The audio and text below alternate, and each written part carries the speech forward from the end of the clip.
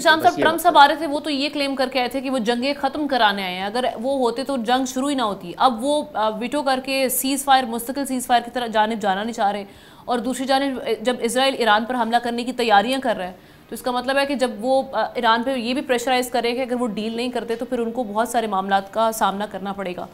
تو اس کا مطلب ہے کہ اگر ڈیل نہیں ہوتی، جو کہ آیت اللہ خامنہئی صاحب کا بڑا سخت سٹانس ہے اس پر، تو کیا معاملات ہوں گے پھر؟ اس کا مطلب میڈل ایسٹ کے حالات مزید خراب ہوں گے اور اسرائیل کو کھلی چھوٹ دی جائے گی کہ وہ ایران پر بھی حملہ آور ہو. ہم دیکھیں غزہ پہ یہ چوتھی مرتبہ امریکہ نے جو ویٹو کیا ہے، یہ جو قرارداد کو، یہ لاسٹ منٹ اس کی کہا جا رہا ہے تبدیلی لائی گئی ہے، اور یہ زونش لابی جو ہے نا وہ پریویل کر گئی ہے ٹرمپ ایڈمنسٹریشن پہ. ادروائز اس پہ جو کل رات تک جو کہا جا رہا ہے کہ بہت ساری چیزیں جو ہے نا امریکہ کی مرضی کے مطابق طے کی گئی تھی. ریزولوشن بھی اس طرح بنایا گیا تھا کہ وہ ایک کوشچن رکھا گیا تھا تھوڑا سا ایک سپورٹ کا بھی اسرائیل کا، لیکن یہاں ٹوٹلی اس کو جس کو کہتے ہیں فارغ کر کے ایک دم ویٹو کر دیا گیا. یہ کہا جاتا ہے کہ اسرائیل کے لوگ جو ہے نا وہ الٹیمیٹلی کامیاب ہو گئے. تھوڑا سا جس طرح پریزیڈنٹ ٹرمپ نے اپنے آپ کو ڈسٹنس کیا تھا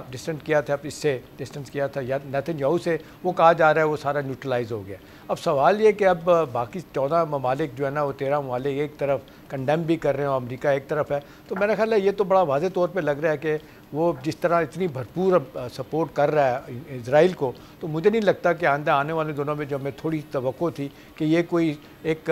سلور لائن نظر آ جائے گی کہ جنگ بندی کا امکان پیدا ہو جائے گا. میرا خیال ہے یہ بہت بڑی سپورٹ کی گئی ہے نیتن یاہو کی پاپولیرٹی کو، گرتی پاپولیرٹی کو سہارا دینے کے لیے، ورنہ اس کے خلاف جو حال ہو رہا ہے، جس طرح آپ دیکھ لیں سڑکوں میں لوگ نکلے ہوئے ہیں، پارلیمنٹ کے اندر اختلاف ہے، اتحادی اس کے ناراض ہیں، اس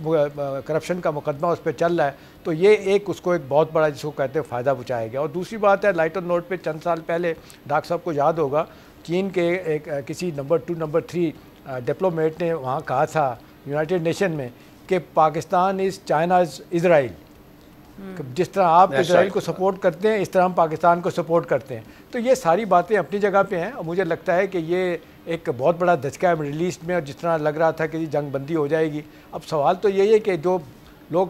کہہ رہے ہیں کہ امریکہ اپنا اسرائیل کو کہ تم جنگ ہار چکے ہو، حماس تو قائم ہے، تو اپنے ہاسٹیج بھی نہیں لے کے جا سکے، تم نے تباہی پھیر کے بھی کیا حاصل کیا ہے. ہر جگہ ان کو امبیرسمنٹ ہے، فرسٹریشن ہے. اور اس سارے پیرائے میں UN کی سیکورٹی کونسل کا چوتھی مرتبہ قرارداد کا ویٹو کرنا، میرا خیال ہے امریکہ کی طرف سے جو کیا گیا یہ بہت ہی دنیا اس کو کنڈیم کر رہی ہے اور کرتی رہے گی.